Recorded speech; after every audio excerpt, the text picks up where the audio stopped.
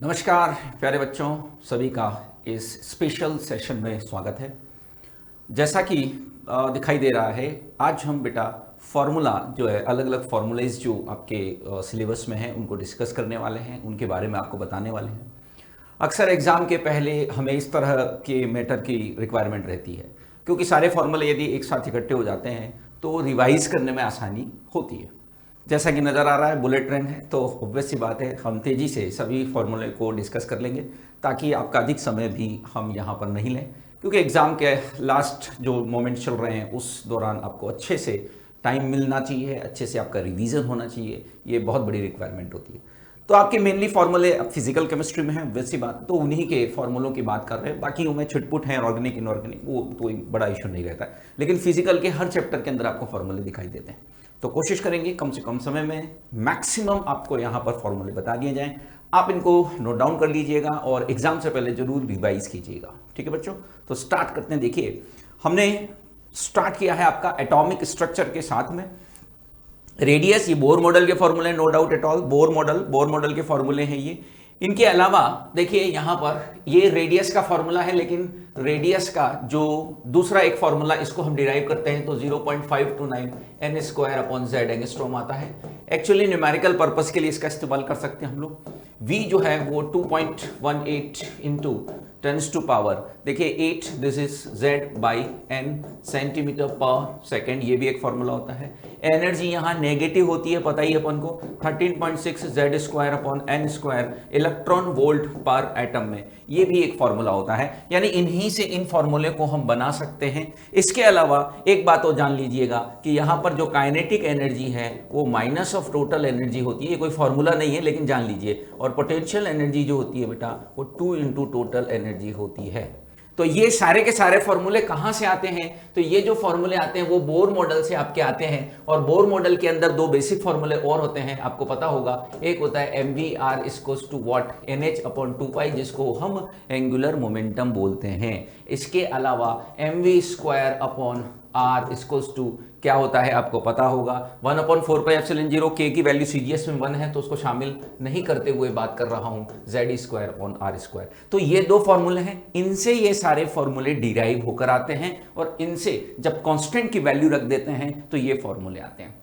उम्मीद है साथ ही साथ आपको याद हो गए होंगे, इसीलिए मैं कुछ लिख कर लाया हूं और कुछ उसको एक्सप्लेन भी कर दे रहा हूं, ताकि इस दौरान आपने यदि पहले याद कर रखा है ना तो थोड़ा सा रिवीजन हो जाए। यहां सिर्फ जस्ट एक क्लास नहीं देना हम चाहते, बल्कि हम चाहते हैं कि आपका तैयारी हो जाए, आपका रिवीजन हो जाए इनके सवाल से। ठीक है ना। चलो, ये आपका पता है 1/λ रिडबर्ग कांस्टेंट होता है, z स्क्वायर। यह हाइड्रोजन स्पेक्ट्रम से जुड़ा हुआ है, हाइड्रोजन स्पेक्ट्रम से जुड़ा हुआ फॉर्मूला है। और यहां पर n1 क्या होता है? n1 is the lower energy level, यानी कि जहां इलेक्ट्रॉन लौट कर आता है। और आपका n2 क्या होता है बेटा? हायर एनर्जी लेवल होता है। उम्मीद है फॉर्मूला आपको ध्यान है। 1/λ जिसको हम वेव नंबर भी बोलते हैं, इसको हम वेव नंबर भी बोलते हैं और न्यू बार से भी इसको रिप्रेजेंट कर सकते हैं। r is Rydberg constant 109700 centimetre inverse value ले सकते हैं। ये नंबर ऑफ स्पेक्ट्रम लाइन निकालने का है। इसके अंदर एक और सुधार किया जा सकता है कि यदि n1 1 हो, यानी इलेक्ट्रॉन लौट करके आपका कहां आ रहा हो फर्स्ट में, तो ये फॉर्मूला बेटा n(n-1) डिवाइड बाई 2 हो जाता है। n is the higher energy level, यहां है ना, n1 n2 की जगह n लिख दिया है, हायर एनर्जी लेवल, क्योंकि तुम्हारा n1 तो 1 हो गया। इसके अलावा एक फॉर्मूला और होता है, जैसा हम हमेशा बताते हैं, नंबर ऑफ स्पेक्ट्रम लाइंस निकालने का। ये सबसे सीधा फॉर्मूला तो यही है, और वो होता है समेशन डेल्टा n, यानी कि समेशन कर दो क्या करके, n2 माइनस n1 करके। ठीक है ना। सो ये एक सिंपल फॉर्मूला होता है। तीनों ही फॉर्मूले we can use to find out the number of spectrum lines associated with the hydrogen spectrum. ठीक है, देखिए lambda equals to h upon p क्या है? De Broglie. This is your de Broglie wave, de Broglie equation है। ठीक है ना, जानते ही हैं आप इसको। और भी इसको आगे बढ़ाया जाता है, बिल्कुल बढ़ा सकते हैं, इसको m भी कर सकते हैं, इसको हम √2m ke कर सकते हैं। ke इज काइनेटिक एनर्जी, इसको हम √2m q यानी चार्ज इनटू वोल्टेज भी कर सकते हैं, जो कि काइनेटिक एनर्जी की वैल्यू होती है। और इलेक्ट्रॉन के लिए, फॉर इलेक्ट्रॉन है ना, सिर्फ इलेक्ट्रॉन के लिए हम लैम्ब्डा इसको और ज्यादा यदि हम आगे बढ़ाएं तो 150/V कर सकते हैं एंगस्ट्रॉम के अंदर। तो ये एक इलेक्ट्रॉन के लिए लैम्ब्डा या वेवलेंथ निकालने का तरीका हो सकता है। 2πr=n लैम्ब्डा, ये क्या है? This is the combined form, कह सकते हैं बोर एवं डी ब्रोगली, बोर एवं डी ब्रोगली का संयुक्त रूप है, कंबाइंड फॉर्म है। ये आपको मॉडर्न फिजिक्स वाले के अंदर भी दिखाई देता है, एटॉमिक स्ट्रक्चर जो फिजिक्स में आता है वहां पर भी आपको 2πr=n लैम्ब्डा दिखाई देगा। ये लैम्ब्डा जो है वह डी ब्रोगली से संबंधित है और ये जो आर है वह बोर ऑर्बिट से संबंधित है। ये आपको पता ही है अच्छे से कि ये क्या है, हाइजेनबर्ग का अनिश्चितता सिद्धांत है ना, आपको पता ही है ये अच्छे से, ये मैथमेटिकल फॉर्म है उसका। और इसको थोड़ा और आगे बढ़ा सकते हैं कि हाँ, इसको हम ऐसे भी लिख सकते हैं कि delta x into delta B is greater than और इक्वल टू h पाई, यहां पर m जो है वह नीचे चला जाएगा क्योंकि डेल्टा p बराबर क्या होता है, m डेल्टा b हो सकता है। ठीक है, तो हाइजेनबर्ग का अनिश्चितता सिद्धांत है। यहां एक बात और ध्यान लीजिएगा कि h/2π को एक नया कांस्टेंट भी कहते हैं h क्रॉस, तो कभी कभी यह h क्रॉस के रूप में भी आ जाता है। इसलिए देखिए मैं केवल और केवल एनसीईआरटी के अंदर जो फॉर्मूले हैं उन्हीं पर फोकस कर रहा हूं, ठीक है ना। हालांकि अन्य रूप भी होते हैं हाइजेनबर्ग के, बट इस समय केवल और केवल एनसीईआरटी फोकस करे तो ठीक रहेगा। L=0 से n-1, आपको पता है ये एजीमुथल क्वांटम नंबर निकालने का तरीका है, दिंगशीय क्वांटम नंबर पता करने का तरीका है। ये तुम्हारा मैग्नेटिक क्वांटम नंबर की वैल्यू पॉसिबल जो है वो निकाल सकते हैं। इससे तुम टोटल इस फॉर्मूले से और क्या आ सकता है, number of orbitals in subshell, यानी कि एक उपकोश में कक्षकों की संख्या इससे निकल जाती है, एक उपकोश में कक्षकों की संख्या इससे निकल जाती है। Number of electron in a cell is 2n²। और यदि पूछ ले शेल में ऑर्बिटल कितने होंगे, तो ऑब्वियस सी बात है एक ऑर्बिटल 2 इलेक्ट्रॉन होते हैं, उस हिसाब से ये n² आ जाता है। ये भी एक फॉर्मूला बनाया जा सकता है, ये तो बहुत पॉपुलर होता ही है कि कोश में इलेक्ट्रॉन की संख्या कितनी होती है, 2n²। तो ये एक शेल के अंदर ऑर्बिटल यदि पूछे तो n², अलग से कुछ याद नहीं करना है, एक ऑर्बिटल में 2 इलेक्ट्रॉन होते हैं भाई, ठीक है। रेडियल नोड जो आपकी क्या कहलाती है, ये गोलीय नोड भी कहलाती है, स्फेरिकल नोड भी कहलाती है, वो निकालने का सूत्र है n-l-1। एंगुलर नोड जो कि हम नॉन स्फेरिकल भी बोलते हैं, वह निकालने का सूत्र है, ठीक है। और आपका टोटल नोड्स तो फिर ऑब्वियस सी बात है कि इन दोनों को जोड़ेंगे तो भी आ जाएगा, है ना। नोड वे स्थान होते हैं जहां इलेक्ट्रॉन मिलने की संभावना या प्रायिकता जो होती है वो क्या होती है, 0 होती है। तो ये कुछ फॉर्मूले हैं किससे संबंधित, नोड से संबंधित और एटॉमिक स्ट्रक्चर से। लगभग हमने कोशिश की है कि सभी फॉर्मूले यहां कवर हो जाए, ठीक है। मोल कंसेप्ट के अंदर तो कई सारे फॉर्मूले निकल कर आ सकते हैं। नंबर ऑफ मोल्स n पता करने का एक फॉर्मूला होता है, given mass upon molar mass, given number of species upon Na, आपको पता है Na एवोगैड्रो नंबर है, एंड गिवन वॉल्यूम ऑफ 22.4। ये वॉल्यूम तब तक ही गैस के लिए रख पाओगे जब ये STP में होगा और लीटर में होगा, ठीक है ना। बाय 22.4 आपको पता है कि सभी गैसेस के मोलर वॉल्यूम 22.4 लीटर होता है, जबकि कंडीशंस कौन सी हो, STP हो। STP बोले तो स्टैंडर्ड टेम्परेचर एंड प्रेशर, ठीक है बच्चों। बहुत आसान फॉर्मूला है ये, तो बहुत छोटी क्लासेस में आ जाते हैं।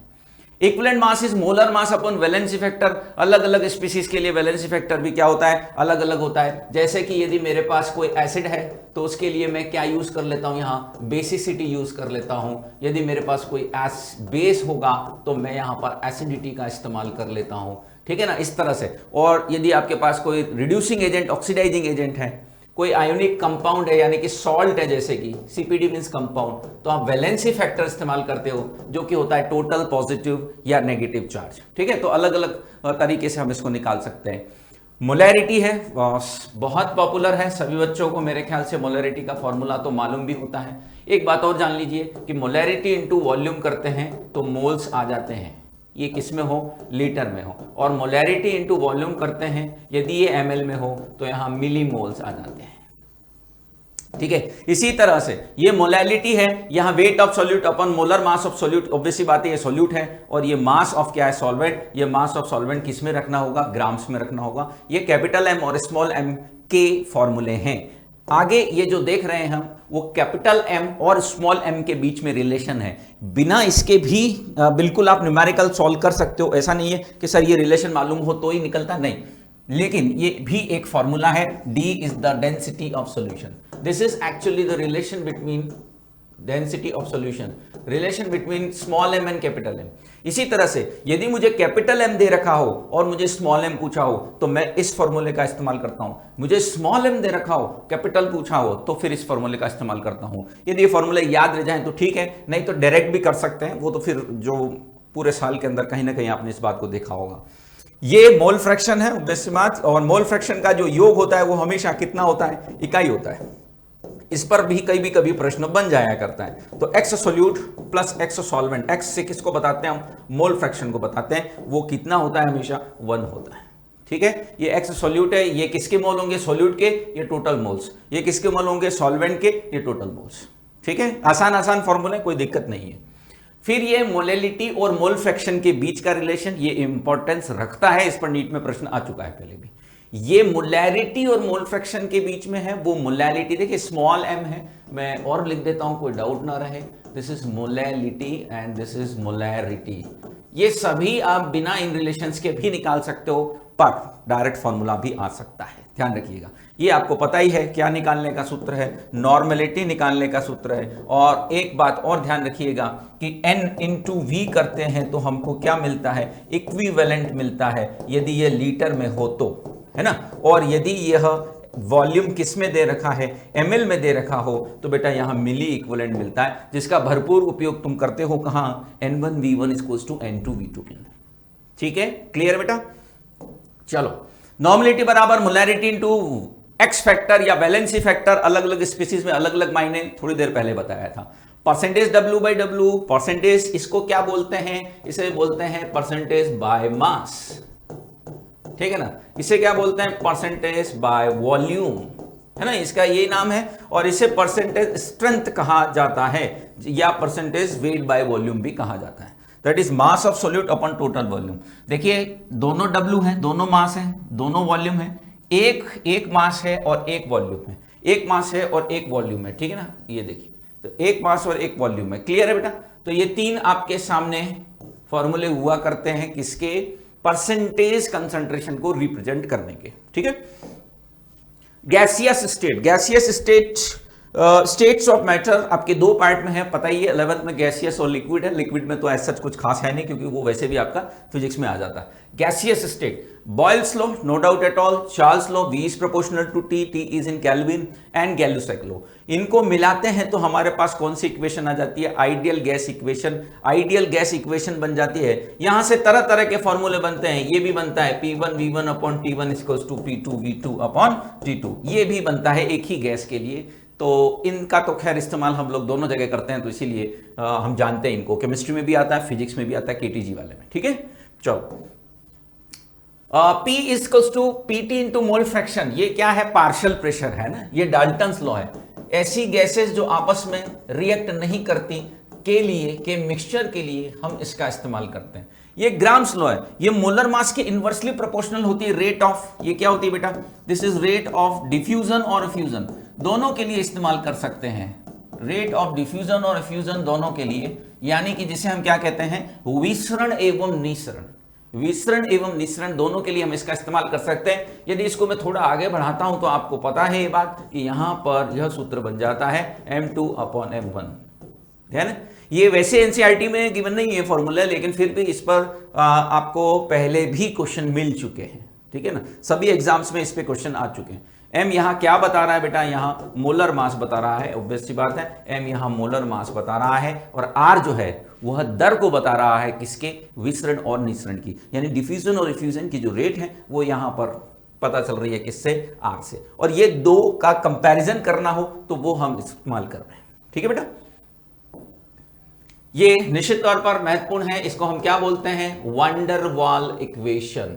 वंडर वॉल इक्वेशन जिसके अंदर रियल गैस के लिए इसको मॉडिफाइड किया गया है आइडियल गैस इक्वेशन को।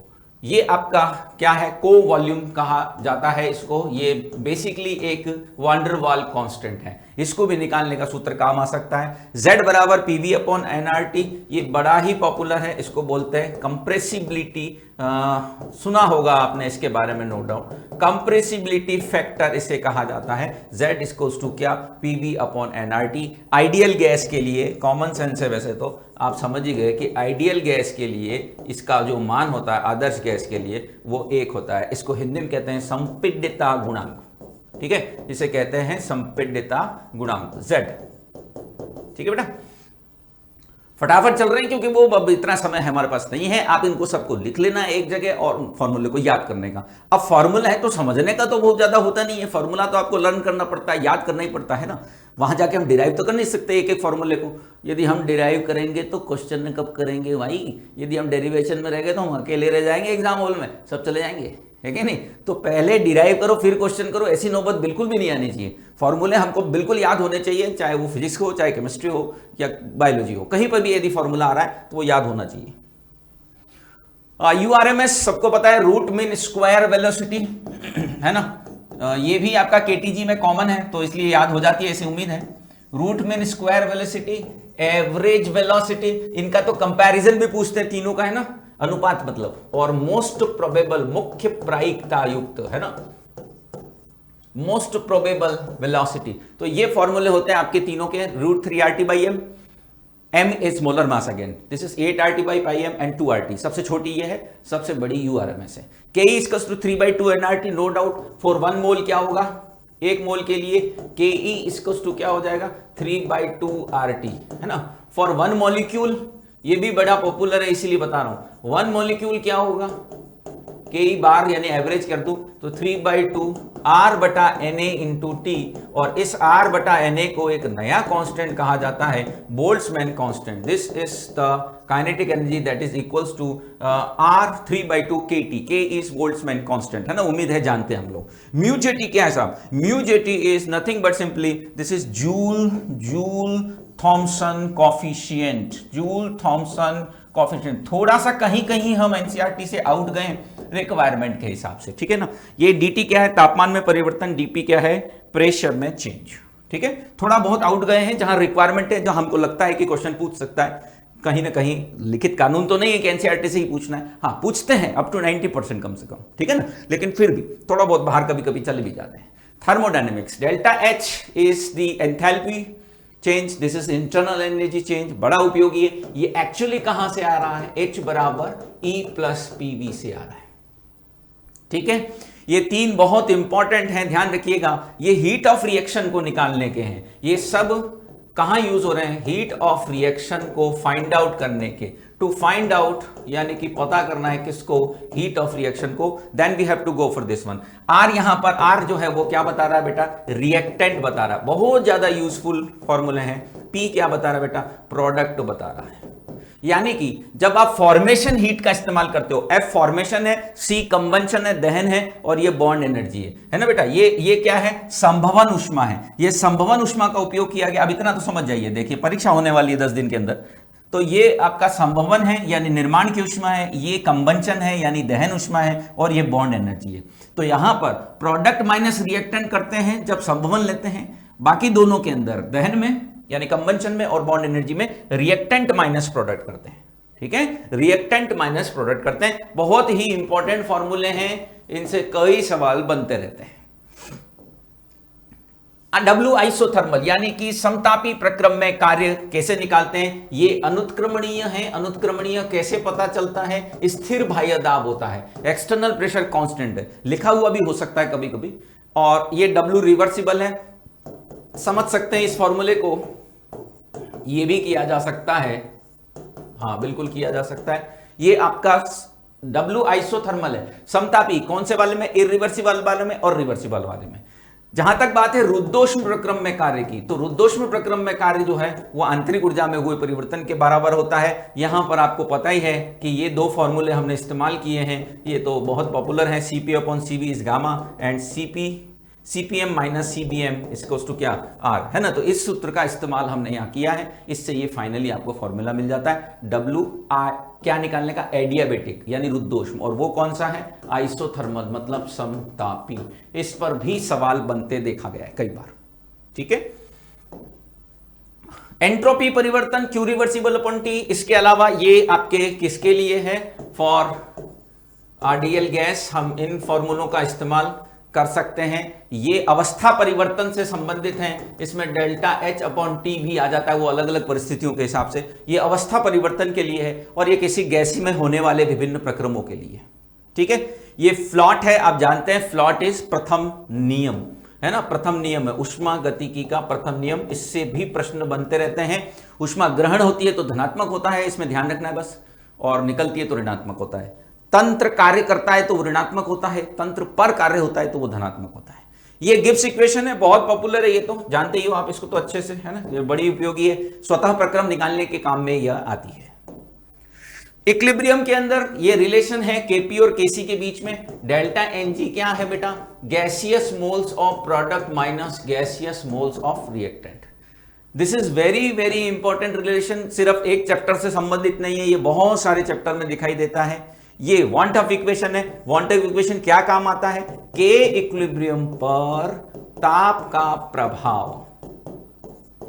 ध्यान रखना, साम्य नियतांक पे बहुत ध्यान से सुनना है। साम्य नियतांक पर ताप का प्रभाव वांट ऑफ समीकरण है, दर नियतांक पर ताप का प्रभाव आरएनएस समीकरण है। कभी कभी इसमें फिर कंफ्यूजन में हम आरएनएस नहीं कर जाए, क्योंकि जैसे ही ताप का नाम आता है ना, वैसे हम आरएनएस की ओर भागते हैं। तो यहां पर वांट ऑफ इक्वेशन है के इक्विलिब्रियम और ताप के बीच का संबंध।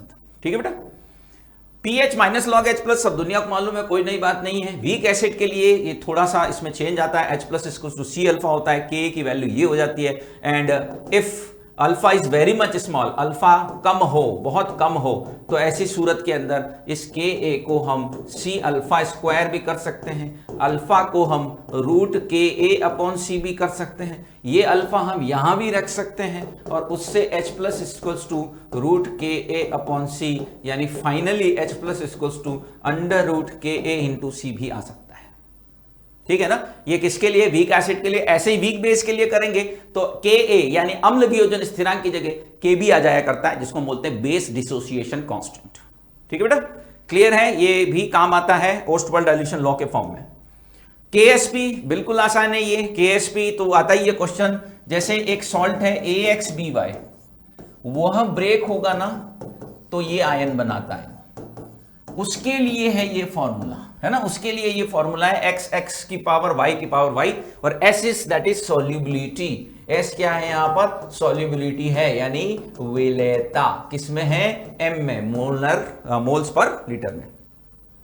ये बफर है, बफर के pH निकालने के लिए इक्वेशन है। बफर का pH कैसे निकालते हैं वो है, इसको कभी कभी ऐसे भी लिखा हुआ तुमने देखा होगा कि यहां पर एसिड, A फॉर एसिड है यहां पर, और सॉल्ट की जगह यह संयुग्मित क्षार कॉन्जुगेटेड बेस भी लिख देते हैं। ध्यान रखिएगा, यह सूत्र भी हो सकता है। सिमिलरली इसके अंदर भी परिवर्तन होगा। ये अम्लीय बफर के लिए है और ये तुम्हारा किसके लिए है? बेसिक बफर के लिए है। ये अम्लीय बफर दो प्रकार के होते हैं ना, मिश्रित बफर जो होते हैं, ये अम्लीय के लिए और ये बेसिक के लिए। तो pKa प्लस लॉग संयुग्मित क्षार अपॉन एसिड, ऐसा भी लिखा हुआ दिख सकता है। अभी यहाँ A क्या है? A जो है वह किसकी कंसंट्रेशन है? एसिड की कंसंट्रेशन है। B क्या है? बेस की कंसंट्रेशन है। और तुम्हारा S क्या है? तो सॉल्ट की कंसंट्रेशन है। ठीक है ना, क्लियर बेटा? चलो, ये पूरा हो गया। ये सारा के सारे एक साथ हमने लिख दिए हैं। ये सब क्या है भैया? Salt hydrolysis. तीन तरह के सॉल्ट जो कि हाइड्रोलाइज्ड होते हैं। प्रबल अम्ल प्रबल क्षार से मिलकर बना हुआ लवण जो है वो हाइड्रोलाइज्ड ही नहीं होता, इसलिए उसका कोई फॉर्मूला ही नहीं होता है। KH प्लस pH जानते होंगे सभी इन सूत्रों को। KH का मतलब क्या है? जल अपघटन नियतांक। ठीक है ना, जल अपघटन नियतांक। H का मतलब क्या है? जल अपघटन की मात्रा, डिग्री ऑफ हाइड्रोलाइसिस, है ना, जल अपघटन मात्रा। H प्लस जानते ही हैं, pH भी सब जानते ही हैं। ठीक है, ये है दुर्बल अम्ल और प्रबल क्षार के लिए, प्रबल अम्ल दुर्बल क्षार के लिए और दोनों दुर्बल के लिए। WA प्लस WB मतलब होता है दोनों ही जब दुर्बल हो। जब दोनों ही दुर्बल हो तो क्या करना है वो यहां बताया गया है। ठीक है, ये सारे फॉर्मूले हैं आपका लास्ट तक, pH तक। इसमें से न्यूमेरिकल भी आ सकता है, इवन ये फॉर्मूले भी आ सकते हैं। ये खुद फॉर्मूले भी कभी कभी चले आते हैं। ठीक है, सॉलिड स्टेट। सॉलिड स्टेट में क्या करना है भैया? सॉलिड स्टेट के अंदर आपको कौन कौन से फॉर्मूले करने हैं? एससीसी के लिए आर का रिलेशन, बीसीसी के लिए आर का रिलेशन, एफसीसी के लिए आर का रिलेशन। इतना इंपॉर्टेंट है, इस पर न्यूमेरिकल मिल सकता है, इस पर और डेंसिटी में से किसी एक पर न्यूमेरिकल मिल जाएगा आपको इस बार एग्जाम में। पैकिंग एफिशिएंसी π/6 जो कि 52.4% आती है, √3 π/8 जो कि 68% आती है, √2 π/6 जो कि 74% आती है। जानकारी है हमको, क्योंकि ये तीन तो बहुत ही ज्यादा पॉपुलर हैं। डेंसिटी बेहद बेहद पॉपुलर, घनत्व यूनिट सेल का घनत्व, ये फॉर्मूला कब यूज करोगे भैया, यूनिट सेल का घनत्व एकदम स्टार फॉर्मूला है तुम्हारे इधर है ना, यूनिट सेल का घनत्व सब स्टार ना, वैसे ही ये भी एक स्टार है, Z into m upon n into a cube. Z क्या होता है, इफेक्टिव नंबर ऑफ एटम्स, प्रभावी संख्या है ना, और OHV की संख्या n होती है, यानी Z भी कह सकते हो उसको है ना, और THV दुगने होते हैं, इसको 2Z भी बोल सकते हो। जैसे FCC के अंदर आपसे बोलता है कि OHV कितनी होती है तो 4 आएगी, और THV कितनी होती है तो 8 आएगी, ठीक है ना। ये वैसे कोई सूत्र जैसा नहीं है, बट फिर भी लिख दिया हमने। सॉल्यूशन के अंदर आपको पता है ये दोनों ही फॉर्म जो है वो किससे संबंधित हैं, राउल्ट्स लॉ से।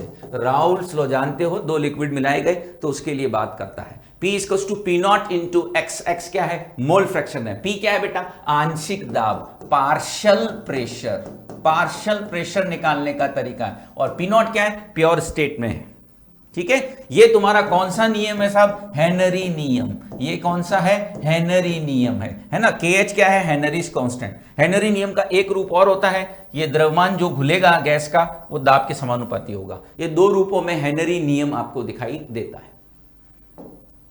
वान हाफ कारक निकालना, this is very important, again it is very important, इसका जरूरत आपको 100% पढ़ने वाली है एग्जाम में। N क्या है यहां पर बता देता हूं, क्योंकि बहुत ज्यादा उपयोगी है।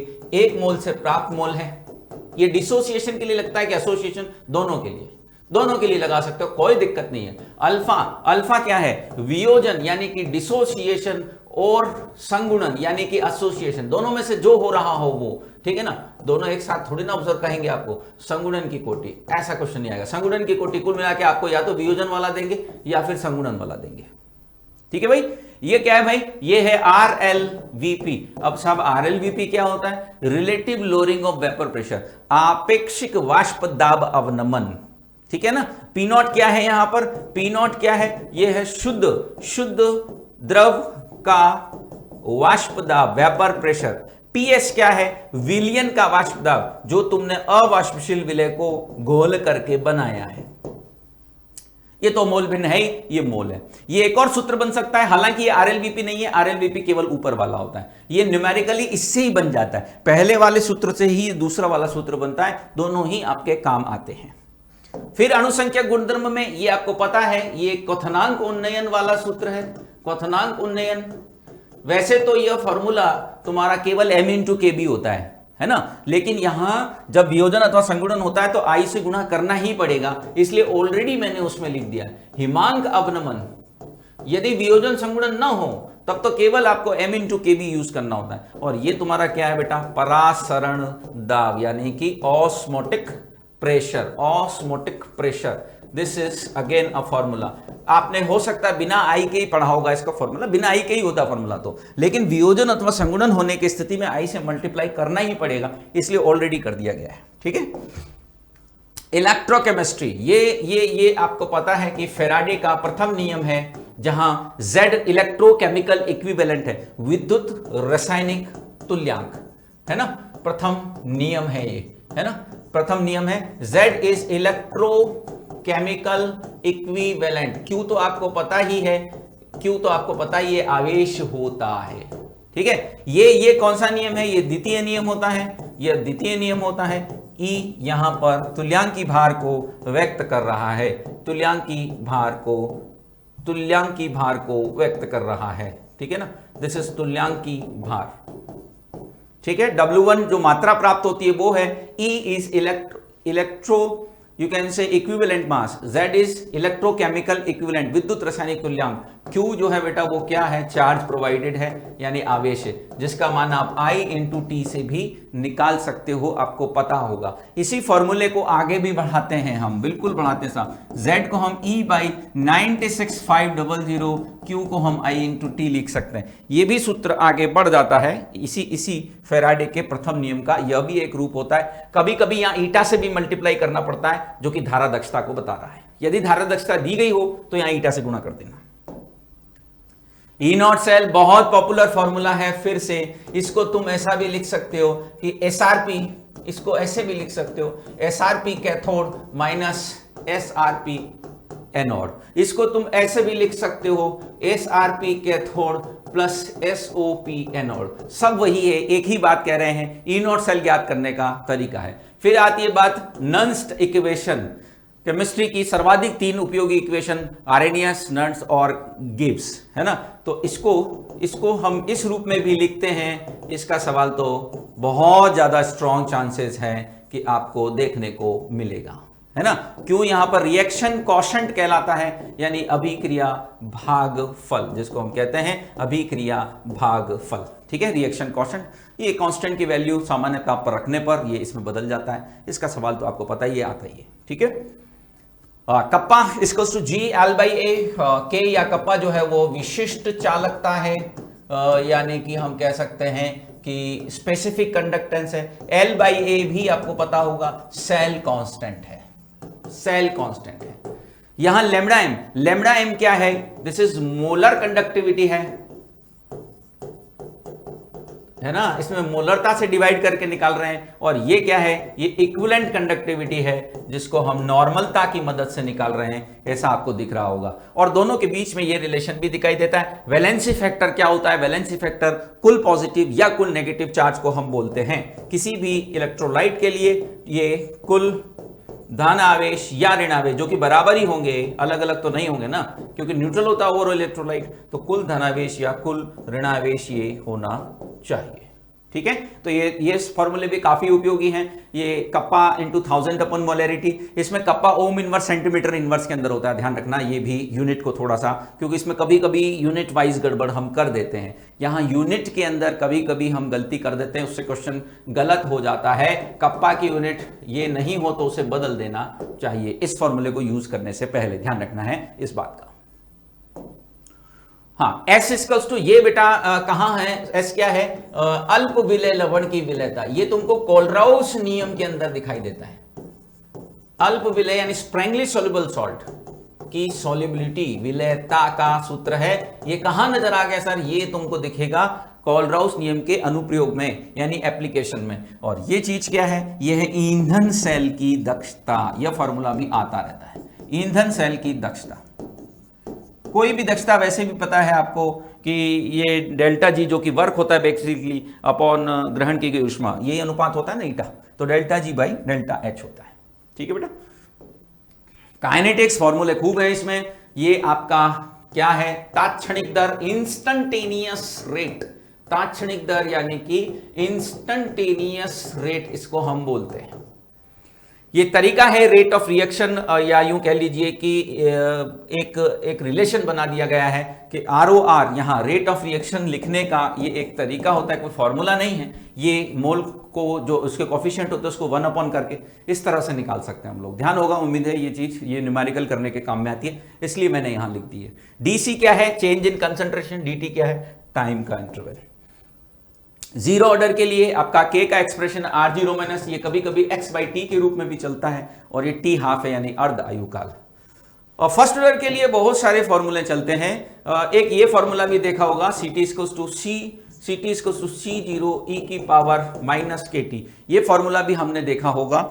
इसके अलावा हम T equals to C0 upon 2 की पावर n भी करते हैं। n यहाँ T हाफ की संख्या है ना, ये भी एक सूत्र इस्तेमाल होते हुए आपने देखा होगा। तो ये फॉर्मूले भी यहाँ यूज होते हैं। ये अर्धायुकाल का तो बहुत पॉपुलर है ही, 0.693 अपॉन K वाला, और ये भी बहुत बेसिक सूत्र है, इसका उपयोग भी आपको एग्जाम में करना पड़ सकता है। K की यूनिट निकालने के लिए आप इस फॉर्मूले का इस्तेमाल कर सकते हो। n यहाँ ऑर्डर है, ऑर्डर का मतलब होता है कोटि, ठीक है। और अर्धायुकाल निकालने के लिए, अर्धायुकाल की डिपेंडेंस निकालने के लिए आप इस सूत्र का इस्तेमाल कर सकते हो। जैसे कि n बराबर 0 हुआ तो t half is proportional to a, ये प्रारंभिक सांद्रता को व्यक्त कर रहा है a, ध्यान रखना। n इक्वल्स टू 1 हुआ तो t हाफ क्या आ जाएगा, कांस्टेंट आ जाएगा, है ना। और n इक्वल्स टू 2 हुआ तो t half is proportional to 1 upon a हो जाएगा। ये अर्धायुकाल की प्रारंभिक सांद्रता पर निर्भरता को बता रहा है। यह हमेशा कंफ्यूजन 1 माइनस एन और n माइनस 1 नहीं होता है, ध्यान रख लेना। 1 माइनस एन और n माइनस 1 यही कंफ्यूजन आपको क्रिएट करेगा अक्सर, ठीक है ना। ये एग्जाम में कभी कभी कंफ्यूजन, और जीरो और सेकंड वाला भारी कंफ्यूजन होता है। जीरो और सेकंड में हम गलती करके आ जाते हैं, होता जीरो है तो सेकंड कर देते हैं, सेकंड होता है तो जीरो कर देते हैं, गलत की तरफ ध्यान जल्दी जाता है ना, इसलिए तो ये गलती बहुत ज्यादा होती है, तो इसको थोड़ा ध्यान रखिएगा। आरएनएस इक्वेशन विश्व प्रसिद्ध है, इसके तो क्या कहने, ln k बराबर ln a minus EA upon RT, ये भी एक फॉर्म होता है साहब। इसके अलावा ये भी एक फॉर्म होता है जिस पर कि सवाल देखने को मिल सकता है, कैलकुलेटिव सवाल रहता है, थोड़ी सी दिक्कत करता है सॉल्व करते समय, ये आपका आरएनएस वाला। कॉलिजन थ्योरी में आपको पता है ये P जो है वो प्रोबेबिलिटी फैक्टर होता है, या स्टेरिक फैक्टर इसको हम बोल सकते हैं, त्रिविम कारक, है ना। और ये तुम्हारा जो Z है, देखो अलग अलग जगह Z कितनी बार आ गया है, Z को विशेष पसंद आ रहा है। कभी ये कंप्रेसिबिलिटी फैक्टर आ जाता है, कभी इलेक्ट्रोकेमिकल इक्विवेलेंट आ जाता है, तो देखिए एक ही जगह जगह चल रहा है। तो यहाँ Z जो है वो कॉलिजन फ्रीक्वेंसी को बताता है, यानी संगठन आवृत्ति को। लास्ट क्लास के अंदर कॉलिजन थ्योरी आपकी दी हुई है, ठीक है बेटा।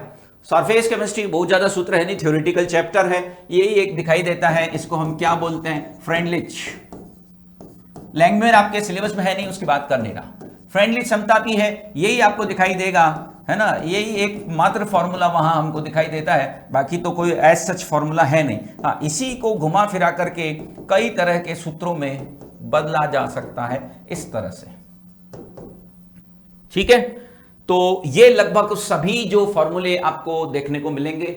आधे घंटे की इस क्लास में हमने पूरे को कवर करने की कोशिश की है। इसका मूल उद्देश्य यही है कि जल्दी से जल्दी समय में, लास्ट टाइम आप एग्जाम देने जा रहे हो और आपको चाहिए कि मैं सारे फॉर्मूले रिवाइज कर दूं, तो मैंने सारे फॉर्मूले बोलते भी गया हूं, इसीलिए तो यदि इस वीडियो को सुन भी लोगे तो आधे घंटे में आपका पूरा पूरा रिवीजन हो जाएगा, और इससे आप नोट डाउन कर लेंगे तो 5-10 मिनट ही लगने वाली है। एक बार बस नजर डालनी होती है लास्ट के अंदर, याद तो हमको पहले से होते हैं, एक जगह इकट्ठे हो जाते हैं। और भी देखिएगा, यदि कोई छूट गया हो तो उसको भी आप नोट डाउन करके और कंप्लीट कर लीजिएगा, ठीक है बच्चों। तो उम्मीद है ये क्लास आपके काम आएगी, मेरी शुभकामना आपके साथ है। फिलहाल आज के लिए इतना ही, बाय।